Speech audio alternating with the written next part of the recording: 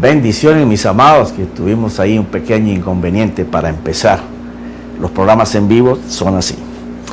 Bueno, este año 2010 espero que todo salga perfecto. Tenemos una palabra profética como todos los años cuando empezamos, y la palabra profética de este año, colócale mucho cuidado. Trata de vivir esta palabra porque aquí está la bendición. Si el año 2009 te pareció difícil y complicado, el año 2010 la economía mundial va a ser peor, la escasez va a ser mayor, pero hay una palabra de Dios que dice que aunque el mundo esté en oscuridad y en tinieblas, sobre nosotros va a resplandecer la luz de Dios. Dios se va a encargar de defendernos del devorador para que no se nos coma el fruto alcanzado. Aún más va a multiplicarlo, porque dice que Él hará que nuestra viña sea fértil y sea próspera. Quiere decir que Él se va a encargar de que las cosas nuestras prosperen, de que las cosas nuestras avancen. Pero, aquí está el pero. Dios coloca en este año para que nuestra casa sea colocada en orden hacia la perfección. Orden para la perfección. Si nosotros caminamos de esa manera, nada nos hará falta, porque es el año de redención, para redimir. Es la luz de que Isaías habló que iba a resplandecer sobre nosotros mientras las naciones estaban en oscuridad. Recuerda bien, tenemos que colocar nuestra casa en orden hacia la perfección. Y esa palabra perfección en la Biblia, cuando Dios habla de ser perfecto, que yo soy perfecto, sé santo porque yo soy santo, es de que terminemos de completar, de permitirle al Espíritu Santo que pueda entrar a nuestro ser interior y regenerarnos. No seamos más soberbios, altivos, arrogantes. No estemos haciéndole una fuerza contraria al Espíritu de Dios, porque entonces nuestra casa no se va a colocar en orden, no alcanzaremos la perfección y nos hará falta de todo, y el Señor no podrá redimir, aunque es la posición del año. Si tu casa está en perfección, en orden, no te hará falta nada, porque es año de redención, de redimir. Bueno, y ahora pasemos a la palabra. Eso en pocas palabras lo que quiere decir es: no te atrevas a ministrar para Él si primero no le ministras a Él. No te atrevas a ministrar para el Señor si primero tú y yo no le ministramos al Señor. Es una trampa muy sutil que se tiende debajo de los pies de toda persona del Señor. ¿Por qué razón? Mira, cuando nosotros encaminamos más nuestro tiempo para servir que para adorarle al Señor, caemos en una trampa, porque estamos haciendo cosas para el Señor, pero es más grande el tiempo sirviendo que el tiempo sirviéndole a Él, y eso es peligroso, porque eso te saca de la presencia, te saca de la vida útil en Dios, de la vida útil con Él. La adoración en este año y en los venideros va a ser algo muy importante que la iglesia va a retomar. El poder sacar tiempo para atenderlo a Él, para adorarle a Él, porque si no es de esa manera, vamos a darnos cuenta que nos estamos secando. Tú puedes hablar mucha palabra, pero te das cuenta que la palabra que hablas no es vida ni para ti mismo, y no te da frutos ni para ti mismo. Y ahora pasemos a lo que hayamos quedado en diciembre. Está haciendo un friecito aquí en Miami, bueno. Llevamos como 2 semanas con muchísimo frío. Quedamos en Segunda de Corintios, capítulo 3. Estamos hablando del velo que Moisés se colocaba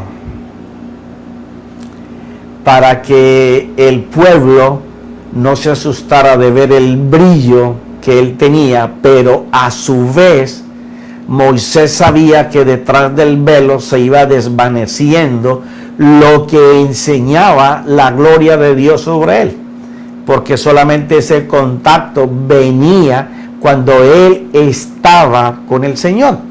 Y entonces cuando iba pasando el tiempo y él no estaba en la presencia del Señor, él se dejaba el velito para que la gente de Israel no se diera cuenta que ya la gloria, la presencia con la que él había bajado ya no estaba con él. Y eso es lo que la Escritura dice. Y la pregunta, antes de que el internet se nos cayera en diciembre, porque fue el último programa y se nos cayó el internet de repente, es que ¿cuántos de nosotros ocultamos que no tenemos una vida permanente, constante, continua, de gozar de la presencia de Dios? Hay algo que yo siempre comparto, y es que hay trillones de hermanos que han partido con el Señor, y para ellos la presencia de Dios fue un escalofrío, se le pararon los vellos, sintió un cosquilleo, un calorcito, pero de ahí no pasó. Pero la presencia de Dios es algo mucho más sublime, es algo a lo cual todos tenemos derecho de llegar a ella, es algo por la cual nosotros tenemos que trabajar. Y cuando hablo de trabajar, no es que tú y yo podamos hacer algo para ganarnos ese beneficio, no. El amor inmenso de la gracia de Dios tiene contemplado la presencia de Dios. Pero ¿cómo tú vas a creer que si el Señor Jesús, cuando se convirtió en cuerpo de pecado, porque el Señor Papá, nuestro Papá Dios, le colocó todo el pecado de nosotros en Él, cuando Él fue lleno del pecado de nosotros, ¿sabes qué pasó? El Espíritu Santo se fue de Él. ¿Por qué razón tú y yo vamos a pensar que si tenemos pecado, el Espíritu Santo va a estar haciendo su función en nosotros? No lo hace. Es que nos enseñamos a un evangelio muy light, muy fácil, a un evangelio solo de bendición, prosperidad, sanidad, milagros. Y eso es lo que le ha hecho a la iglesia, es más daño que bien, porque la gente anda corriendo detrás de los milagros, la señal, a ver dónde le dan una fórmula de oraciones o de imposición de manos o una palabra profética para que su vida le cambie, para que la economía le cambie, para que suceda una sanidad. Pero ¿qué pasa con el ser interior? El ser interior está con cáncer, está enfermo. ¿Por qué razón? Porque no lo hemos expuesto a la regeneración. Pero profeta, yo pensé que cuando yo recibí al Señor yo era limpio de todo pecado. Sí, todo lo que tú habías cometido hasta ese momento te fue perdonado. Sufrirás las consecuencias de los pecados que tú cometiste, porque la justicia de Dios va acompañado de su santidad, de su amor y de su misericordia. Pero ¿qué pasa con todas las demás cosas que vamos cometiendo? Queremos agradar a Dios comportándonos en un ser que todavía está contaminado de pecado. Es imposible. Es imposible que esa manifestación que estamos clamando y pidiendo suceda. La iglesia de hoy en día está caminando hacia el primer año de la evangelización por parte de los mismos apóstoles. En vez de desarrollarse en otra forma, está volviendo a encontrar el principio que los llevó a ellos a caminar en ese poder y en esa gloria del Espíritu, y que el Señor los acompañaba, el Señor atestiguaba, el Señor hacía los milagros, el Señor hacía los señales, el Espíritu acompañaba con poder, con palabra, como decía el apóstol Pablo. No solamente palabras, poder de Dios, poder en el Espíritu Santo. Entonces Moisés se tenía que tapar con un velito cuando la gloria se le iba desvaneciendo. O sea, ya el pueblo se ha acostumbrado de tal manera que no sabían cuándo se le quitaba la gloria de la cara a Moisés, mas Moisés seguía con el velito puesto hasta que volviera a hablar con Dios. Eso lo encuentras ahí en Éxodo 34, 32, creo, en donde habla que hasta que volviera y fuera otra vez lleno de la gloria en su rostro. Entonces el apóstol Pablo, conocedor de esto, le dice a ellos en el versículo 12: teniendo por tanto tal esperanza, hablamos con mucha franqueza. Él va a hablar de la gloria que estamos supuestos a tener nosotros. Y no somos como Moisés. O sea, está haciendo aquí ahora mismo una diferencia entre el comportamiento que tenía Moisés tapando la gloria y para que el pueblo no se diera cuenta cuando se le había ido. Y la pregunta que te hice en diciembre fue: ¿nos pasará a nosotros iguales? ¿Nos estaremos tapando con palabras, con versículos, con conocimiento y cargándonos de información del Señor, pero la vida de Dios no estará en nuestras vidas? Pues el apóstol Pablo dice que no debe de ser así en nuestras vidas. Y no somos como Moisés, que ponía un velo sobre su rostro para que los hijos de Israel no fijaran su vista en el fin de aquello que había de desvanecerse. O sea, él no quería que el pueblo mirara la luz que había en él, porque se iba a desvanecer y luego no iban a ver la gloria de Dios. Entonces se tapaba con un velo para que ellos no vieran el final. Y entonces dice que nosotros no somos así.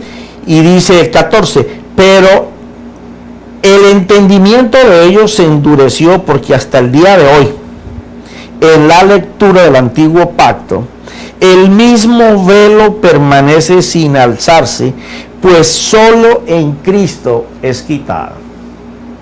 Y esto es algo poderoso.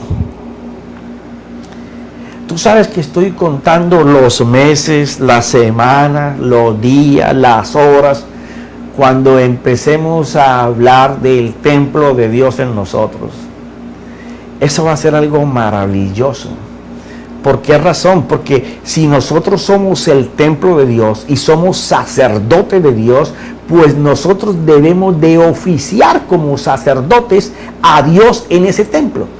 Y ahí es donde nos vamos a dar cuenta si realmente nosotros nos gastamos para Dios, si nosotros solamente buscamos el favor de Dios, o si nosotros estamos decididos a servirle a Dios en ese templo que está dentro de nosotros, y que Él dijo que ya no iba a volver a habitar ni en el que le hizo Moisés, ni en el que le hizo Salomón, ni en el que Herodes reconstruyó, sino que ahora era en aquel templo que Cristo había instalado en nosotros.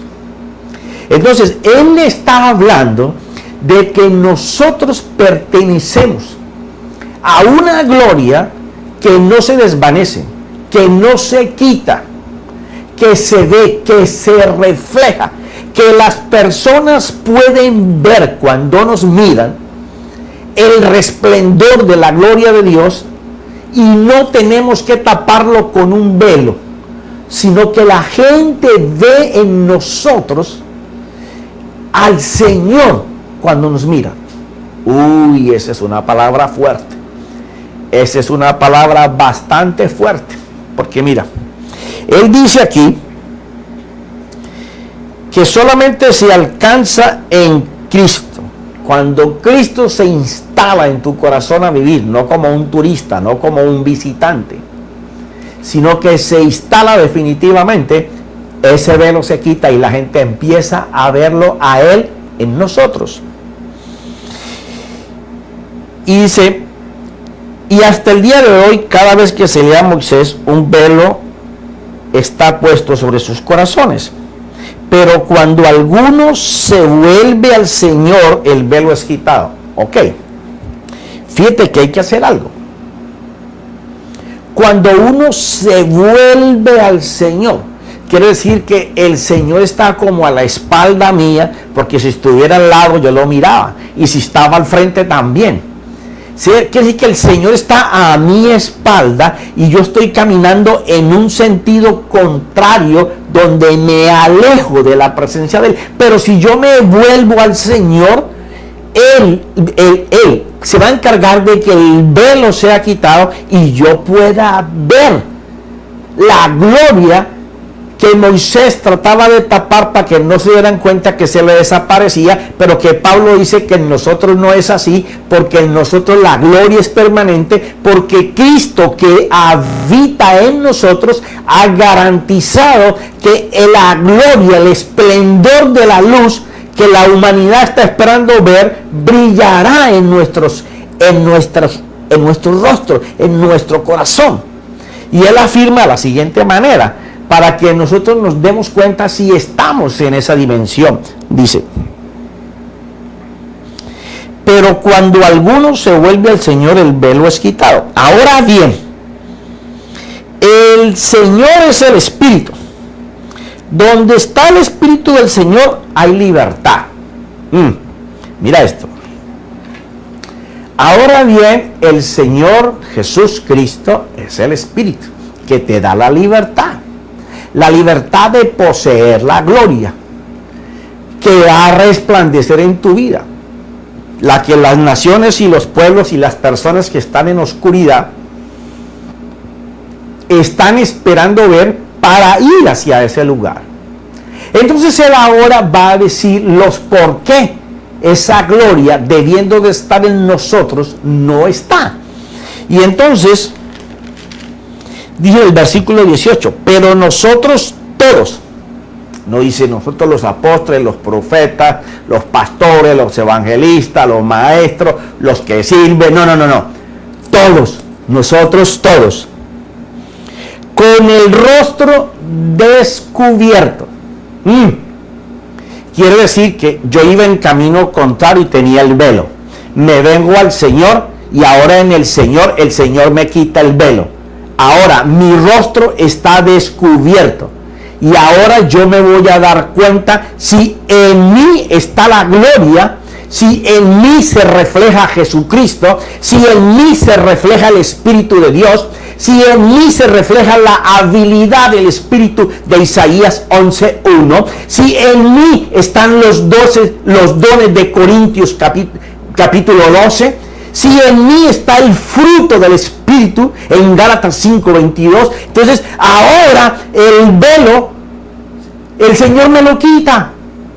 Al encontrar la salvación, al yo decirle: Señor, sé mi Redentor, sé mi gobernador, sé mi Rey. El problema es si nosotros dejamos que el Señor sea el gobernador de nuestro corazón, si que sea el Rey de nuestro corazón. Y ya hemos hablado en capítulos anteriores para no regresar a lo que es el corazón. Porque si Él no gobierna tu corazón, tu alma no va a ser regenerada, tu vida no va a cambiar. Recibirás mensajes, tomarás palabras, pero tú saldrás y volverás a ser el mismo. Tendrás las mismas cuentas, los mismos problemas en la casa, con tus hijos, con tus empleados, con tus familiares, y podrás reírte y aparentarle a muchos que el gozo del Señor es tu fortaleza, pero tú sabes que no lo es, porque el Señor no está gozoso con lo que tú haces, y entonces no hay gozo que te fortalezca. Mira esto. Pero nosotros todos con el rostro descubierto, contemplando como en un espejo. Tú sabes cuando tú te miras en un espejo, ¿qué es lo que tú miras? Tu imagen.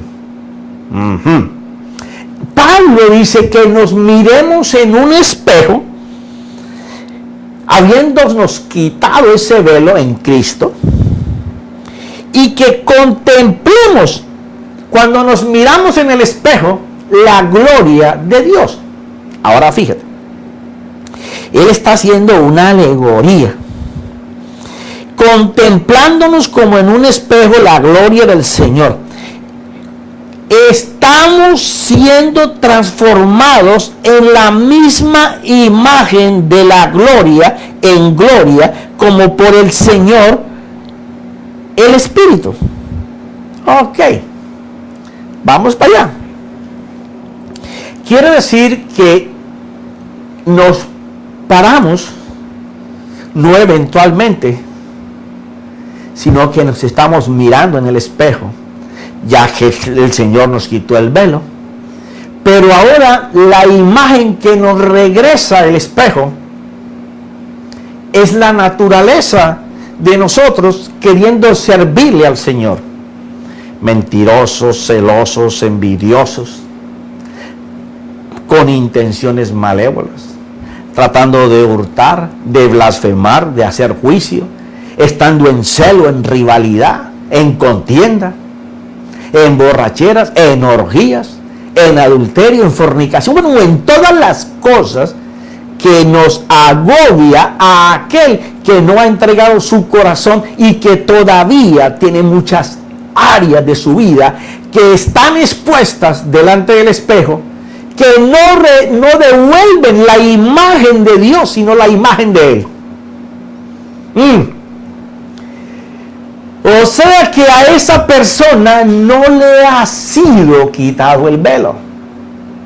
Y puede leer versículos, puede cantar coritos, puede alabar, puede diezmar, puede ofrendar, puede tener una célula en su casa, un estudio bíblico, puede ser un ministro, pero si el Señor no le ha quitado el velo de su corazón, Él está haciendo cosas para Dios en un cuerpo que no está regenerado por el Espíritu. Profeta, entonces tenemos que servir en santidad a nuestro Dios. Bueno, sé lo que Él dice: sé perfecto que yo soy perfecto, sé santo porque yo soy santo. Aquellos que caminaron tenían muchísimos errores, pero todos los días iban limpiando, purificando. Todos los días querían arreglar cosas para servir a Dios. Y cuando el velo les enseñaba que tenían algo que arreglar, que dañar, ellos trabajaban en esa área, entregándola al Señor para que el Señor pudiera quitarla. El mismo apóstol Pablo hablaba por un enemigo, por un mensajero que venía y lo cacheteaba cada rato. Y era el apóstol Pablo. Pedro también escribe de sus rivalidades. Mas sin embargo, ellos en el caminar buscaban que la gracia y el favor de Dios tratara con ellos en esa área. El problema es cuando caminamos pensando que cuando nos miramos en el espejo reflejamos a Dios. Y qué patadón damos allá afuera cuando nosotros le hablamos a las personas y lo primero que sacamos es el escudo de la firma de Dios. Bueno, cree en mí porque yo soy cristiano.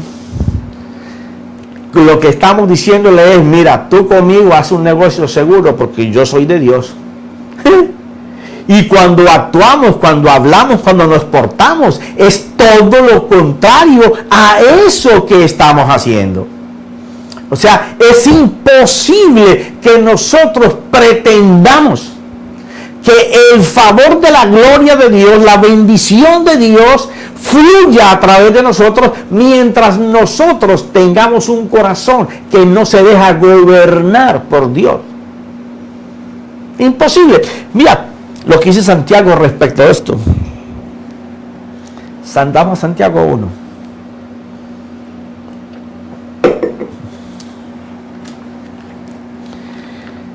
Mira esto.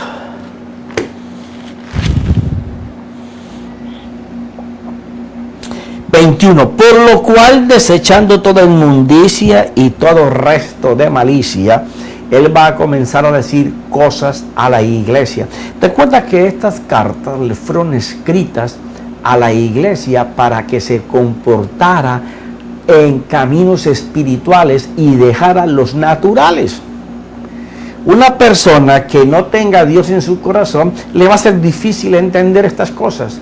Pero tú y yo, que tenemos al Señor como nuestro Salvador, nuestro Redentor, en un año de redención, donde nuestra casa espiritual, en donde la casa tuya, en donde tú vives, está consagrada a Dios, porque Dios puede entrar contigo a cualquier cuarto y no hay nada oculto, todo está claro para el Señor. Entonces tú no tienes ningún problema en esa transformación continua.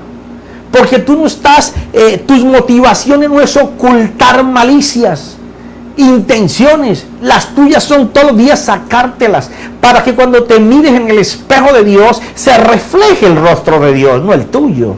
Mira esto. Por lo cual, desechando toda inmundicia y todo resto de malicia, recibí con humildad la palabra implantada. Hay que recibir hasta con humildad la palabra. Humildad y mansedumbre. Sabiendo que es para beneficio primero de otros que el nuestro. La palabra implantada, que es poderosa para salvar vuestras almas. Como le está escribiendo a la iglesia, no es para salvarlos para vida eterna. Es para salvarlos de todos los problemas y las aflicciones en el diario vivir. Sed hacedores de la palabra y no solamente oidores, que se engañan a sí mismos. Lo que hemos venido hablando. O sea, es el tiempo, es la hora de que nosotros como hijos de Dios comencemos a buscar más de la presencia de Dios para entregarle al Señor. Si Él ya llevó lo que para nosotros es carga, aflicción y peso, desnudarnos delante de nuestro Dios. Señor, mira, estas cosas no las he podido dejar. Eres jactancioso, arrogante, eres enojón, celoso, temeroso, tienes cantidad de miedos. Ya, basta, entreguémoslos. El Señor se va a encargar de eso, ya Él los llevó por ti, suéltaselos. Porque si alguno es oidor de la palabra y no hacedor, es semejante a un hombre que se mira su rostro natural en un espejo. Pues después de mirarse a sí mismo e irse inmediatamente, se olvida de qué clase de persona es. Mira que esto es bien delicado aquí. Una de las cosas que es una trampa entre nuestro hombre natural, su culto racional y la vida de Dios, que es lo que el apóstol Pablo narraba, esa batalla dentro de él mismo, en donde él se deleitaba en las cosas del Señor, pero cuando salía a ejecutar su vida, se portaba en el natural y estaba muy afligido, hasta que se dio cuenta que ese combate lo tenía él, porque había ignorado por mucho tiempo que ese combate ya lo había ganado el Señor, que se trataba de soltar, de aflojarse para que el Señor lo tomara. Ahora, ¿cómo eso sucede? Porque déjame decirte, tú tienes una área en tu vida con la que tú estás luchando y tú se la entregas al Señor y mañana sales y vuelves y la haces. Y vienes y lloras, te quebrantas y vuelves y la sueltas y vuelves y la haces. ¿Sabes por qué sucede esa batalla y esa guerra? Porque la palabra no se ha encarnado en ti.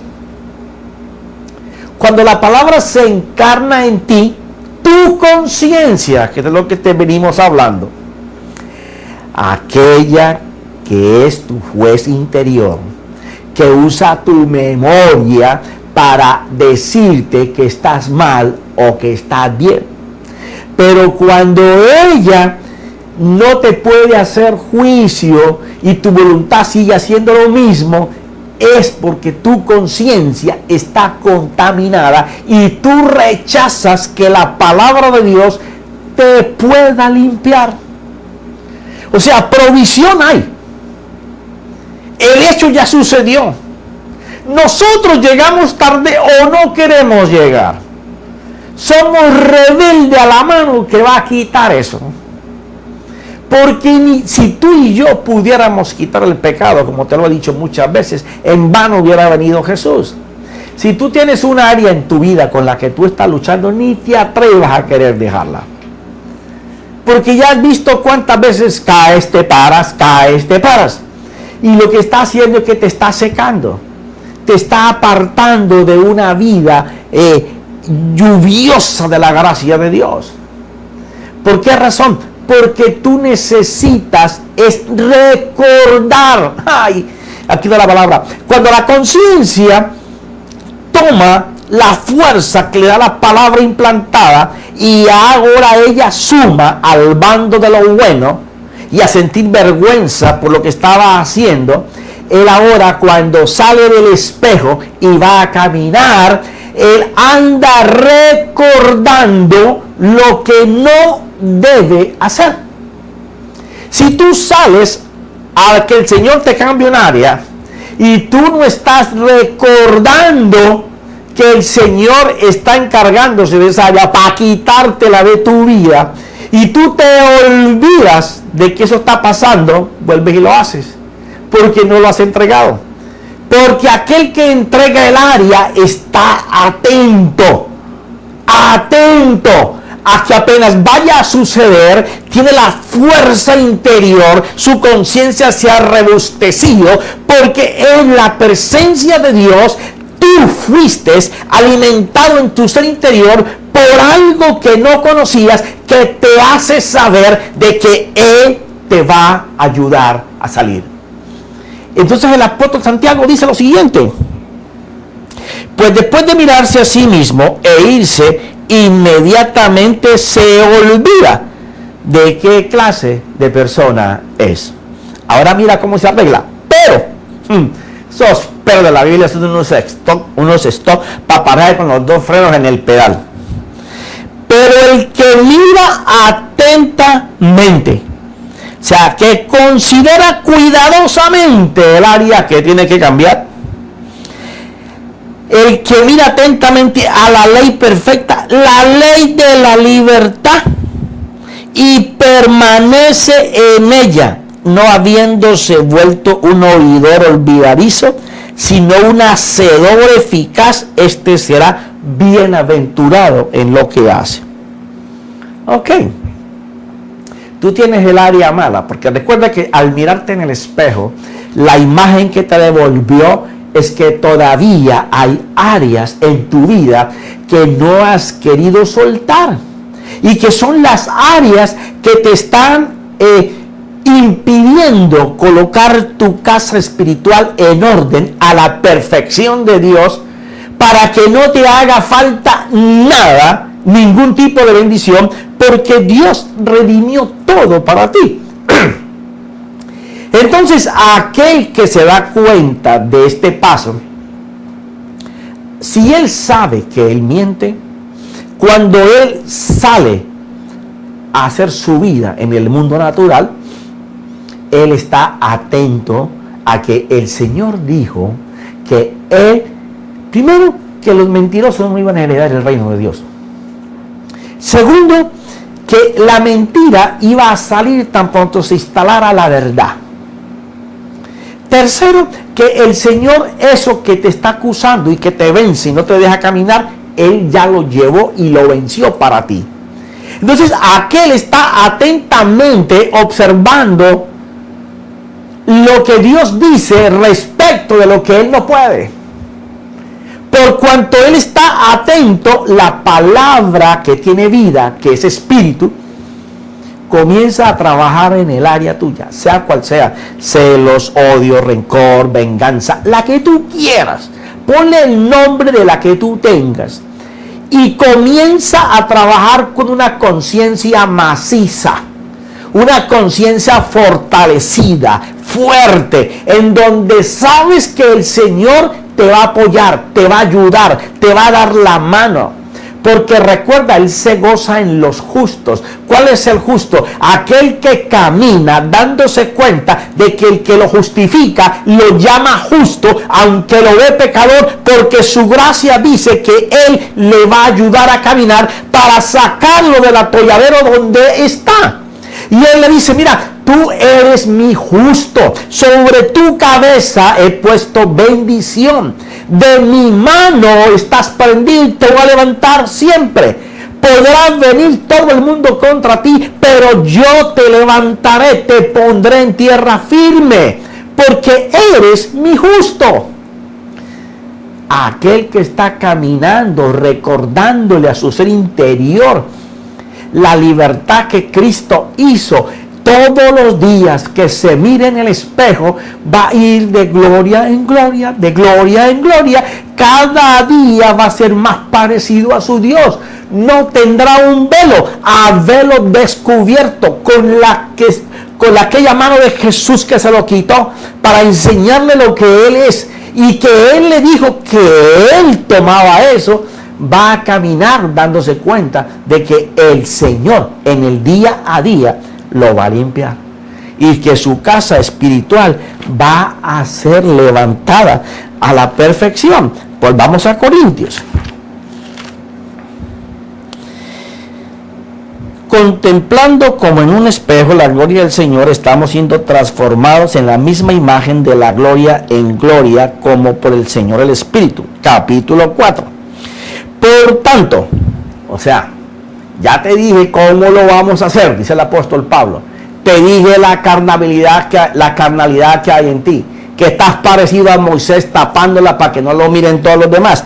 Por tanto, puesto que tenemos este misterio, Pablo le llama misterio a la regeneración interior del ser, al fortalecimiento de la conciencia, para que te esté juzgando entre lo bueno y lo malo, y en el caminar diario te esté a toda hora guiando por el Espíritu que tienes que hacer bueno y desechar lo malo. Es un misterio, dice el apóstol Pablo, que tenemos este misterio según hemos recibido misericordia, no desfallecemos. ¿Te acuerdas todos los capítulos que hemos visto sobre el amor de Dios? Sobre la conciencia, sobre la voluntad, sobre la mente. Toda esa plataforma era para poder trabajar en esto. Los capítulos anteriores es muy importante que tú los hayas masticado y vuelto a masticar, porque no hay manera de que tú le permitas al Espíritu Santo regenerarte si tú no entiendes lo que es la misericordia de Dios. Si tú entiendes eso, tú vas a estar fortalecido.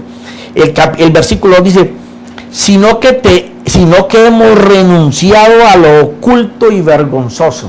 Ya ha pasado la etapa en donde el Espíritu ministra al ser interior, utilizando tu corazón, tu culto racional, y ya ahora, esta persona a la cual Pablo se coloca como ejemplo, dice que él ya ha renunciado a esa vida vergonzosa, sino que hemos renunciado a lo oculto y vergonzoso, no andando con astucia ni adulterando la palabra de Dios, buscando cómo acomodar la palabra para que salga en línea con los pecados nuestros, tratando de tapar el sol con un dedo, sino que mediante la manifestación de la verdad es cuando le permitimos al Espíritu Santo rebustecer nuestro ser interior, y cuando la memoria nos trae a juicio nuestras debilidades, sabemos que el Espíritu es el que tiene, el que ha sido dejado para dirigirnos, para guiarnos.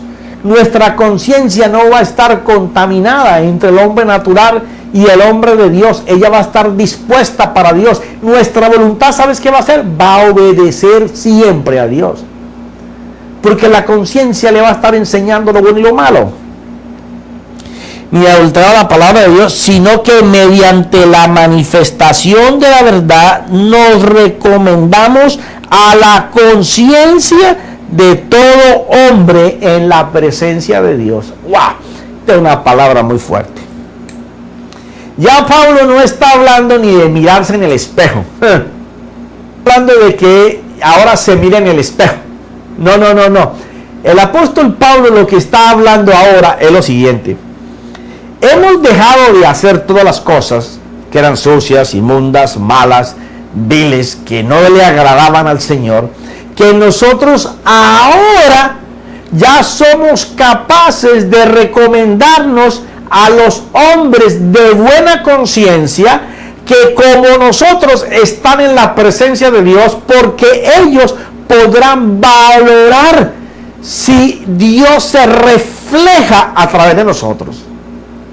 Wow, ya esa es una dimensión en donde nos llaman santos. Y no, es que mire, es muy fácil decir, soy hijo de Dios, soy amigo de Dios, pero no soy siervo de Dios, o soy siervo de Dios. Yo soy santo, rey, sacerdote. Ok, esas son palabras que metidas en promesas dicen que tú y yo somos. Ahora, ¿lo somos? ¿Nos portamos como hijos? ¿Nos portamos como amigos? ¿Nos portamos como siervos? ¿Reflejamos al Señor? ¿Caminamos en santidad? De eso se trata el espejo del Espíritu. Y de eso se trata que el apóstol Pablo hablaba, de que aquellos santos que estaban en la presencia de Dios, cuya conciencia era buena, se encomendaban para que ellos los pudieran calificar. ¿Qué tal esa? Ahora mira esto. Y si todavía nuestro evangelio está velado, para los que se pierden está velado, en los cuales el Dios de este mundo ha cegado el entendimiento de los incrédulos, para que no vean el resplandor del evangelio de la gloria de Cristo, que es la imagen de Dios. Aquí sí la cosa se puso buena. Quiere decir que es tan vital que mi conciencia sea sana, no solamente porque va a guiarme para abandonar todo lo del hombre natural, sino que mi voluntad se va a entregar a Dios, y ya el evangelio que yo predico, el que yo comparto, no va a ser un evangelio que está velado a los que no conocen del Señor. ¿Sabes por qué? Porque muchas personas que nos conocen rechazan al Señor por culpa tuya y mía. Porque el testimonio que damos, porque las palabras que usamos, porque el idioma gesticular que usamos lleva a un camino diferente de la vida de Dios. Entonces nosotros estamos velando para otras personas que quieren mirar cuál es que es el evangelio. ¿No te ha pasado que alguien dice, uy, no, pero si este es evangélico, imagínate lo que dijo, lo que hizo, cómo actuó, está pensando en tal cosa, quiere hacer tal otra? O sea, aquel que no conoce y ve cómo es nuestra conducta, no quiere ser evangélico. Porque estamos fuera del dominio y la dirección del Espíritu Santo. Mira, quiero dejarte aquí en Hebreos capítulo 9.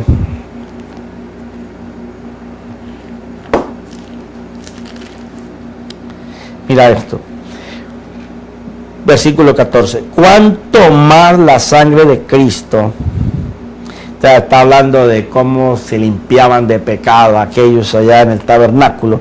Y entonces llega hacia nosotros y dice, cuánto más la sangre de Cristo, el cual por el Espíritu Eterno se ofreció a sí mismo sin mancha a Dios, purificar vuestras conciencias de obras muertas para servir a Dios.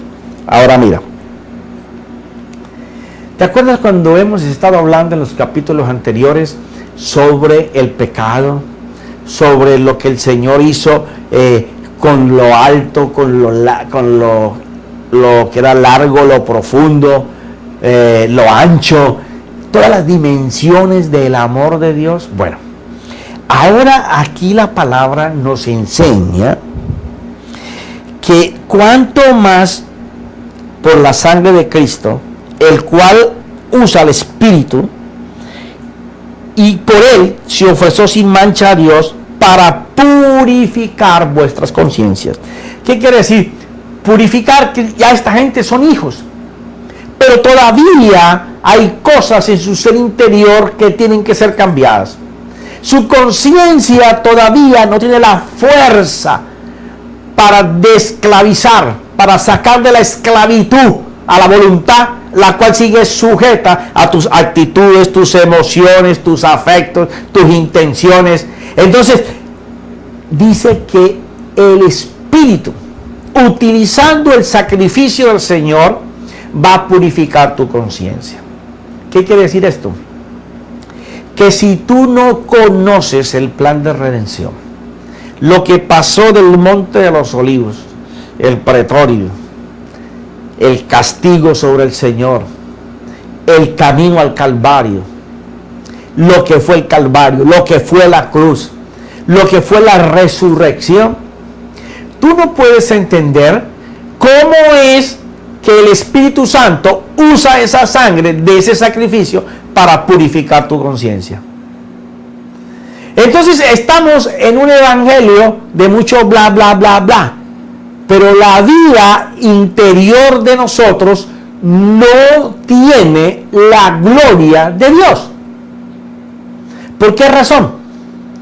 Porque nos hemos convertido en un disco o en un cassette que graba y graba y graba conocimiento y enseñanza y conocimiento, pero seguimos iguales. Seguimos iguales. Mire, la gente corre detrás de un ministro o una persona del Señor que tenga milagro y tenga señal. Ay, si tiene una palabra de revelación acompañado más de todo eso, pues aquel lugar se quiere caer. ¿Por qué razón? Porque él va a deleitar su corazón en las cosas que él no puede hacer, que no alcanza. Entonces se contenta con ver a una persona ejecutando los dones y el servicio, la adoración al Señor, el tiempo que esa persona saca para gastarse en la presencia de Dios, para poder enseñar esa gloria en él.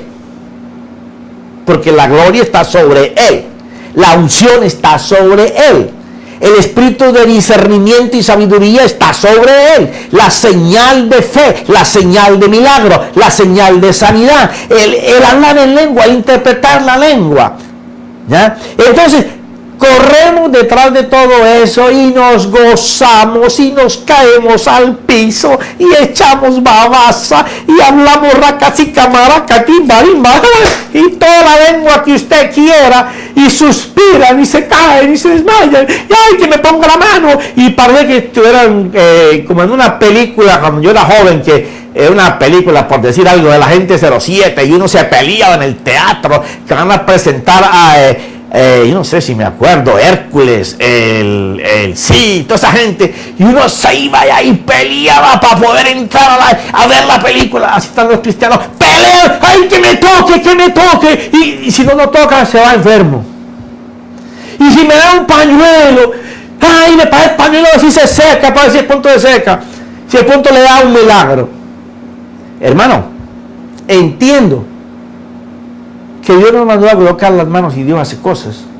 Entiendo que la unción de Dios puede viajar a través de un vestido. Entiendo que el Espíritu hace como Él quiera. Pero deja de ser un mendigo harapiento de la vida del Espíritu. Recuerda que la plenitud de Dios está en ti. Mírate en un espejo.